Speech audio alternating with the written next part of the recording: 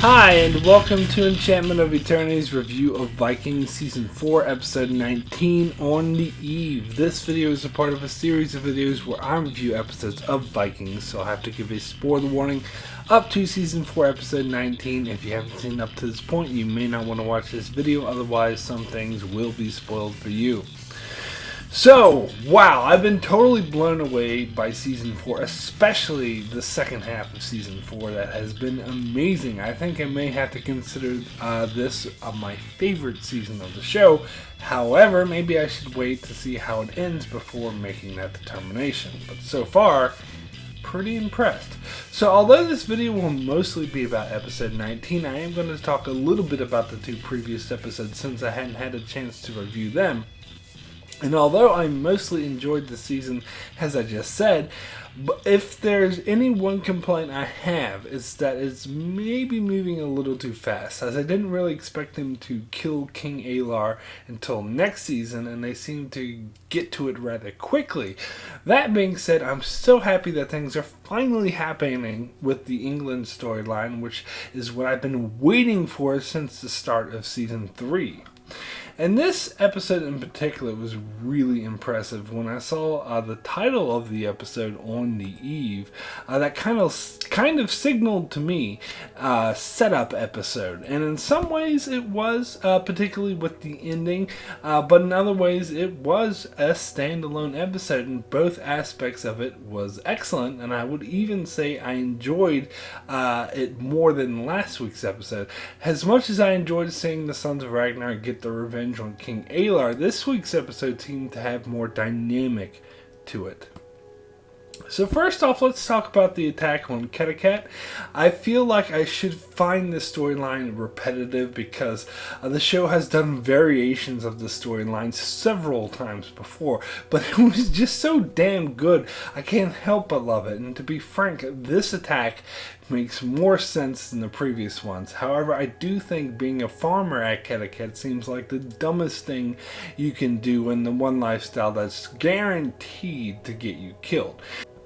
Anyway, this was great. It was so awesome seeing Lagertha be a badass, as apparently she had traps even that dude with scars on his face hadn't anticipated. And it was great seeing her realize what they were up to and being able to stop them.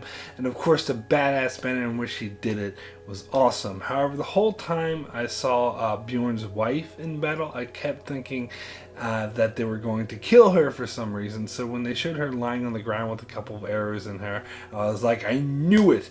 But then she blinks, so obviously she's still alive, so that was kind of a silly fake out. And I hope her injuries are brought up again, and that the only point of showing that shot wasn't just to fool us into thinking she was dead. So it was also great the way Lagertha got the information out of Mr. Scarface about how it was Fine Hair that put him up to it, which was kind of a no-duh situation. But to be fair, it was probably more obvious to us as the viewers that it was Fine Hair. I mean, other than the fact that they showed him planning this attack on screen, I mean, you know, they focus on him being an untrustworthy, power-hungry asshole a bit more than what Lagertha sees. So it was interesting, and it will be interesting to see how she responds to this, assuming that he makes it back to Kettikat alive, but I'm assuming that he does, because otherwise why bother with this setup. However, they didn't show what happened to Mr. Scarface. Did Lagertha kill him anyway, like he suspected she would?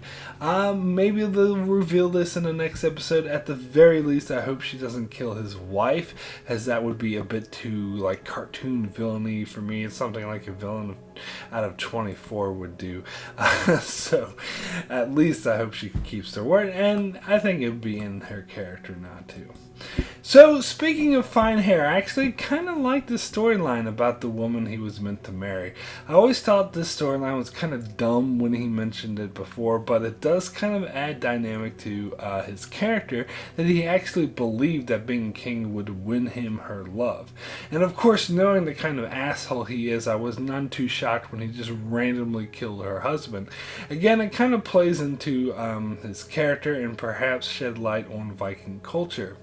So to be honest, when she came up to him and started coming on to him and having sex with him, I wasn't actually sure where they were going with this. I suspected that she would try to kill him, but then again, this isn't our culture. This is Viking culture, which handles things really differently, and perhaps she really didn't want to marry that guy and was just looking for someone to take care of her. So I honestly thought it could have gone either way, but regardless, I thought he was being really idiotic to just trust her like that. But again, it is in keeping with his character.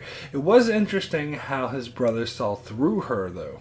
I kind of like their relationship, even though these are despicable characters. They're interesting, despicable characters, and now makes me hope that they keep these characters around a bit longer. I'm wondering if Finehair will abandon his ambitions of the throne now that his woman is dead, but probably not. So it was also interesting seeing the relationship between Ragnar's sons. It was interesting that when they were just sniping at each other, Floki kind of just laughed at them and made fun of them. But it was more interesting when they learned to get along. That Ivar learned to be a bit more diplomatic, not as arrogant. So it was really interesting when he spoke to Bjorn more plainly and sort of pleaded with them to hear him out. And it was also interesting when Bjorn did hear him out, as it would have annoyed me if he was being pig-headed. That doesn't seem to be in his character. So I'm liking so far this relationship, their dynamic that they're building between Ragnar's sons. So let's talk about Aethelwulf. I love the scenes in Wessex with him and Eckbark and Judith. Before, I assumed that Eckbark had no faith in his son, but now it would appear I was wrong, and he does, unless it's all just an act, which it could be to some extent.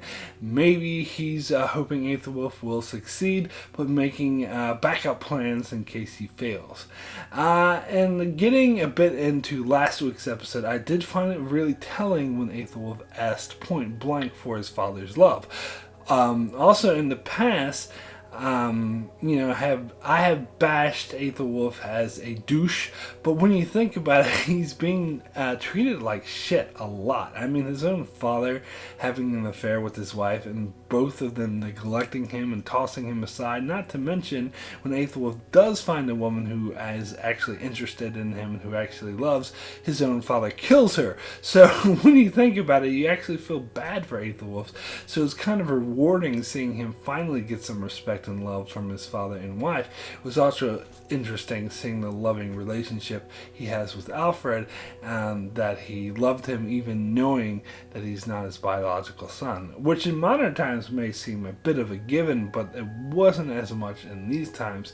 So after Judith saw this exchange between them, I think she generally is learning to care for him, and I really hope that Aethelwulf doesn't die, because it seems like all these scenes in this episode is kind of thing that they would do right before they kill off a character.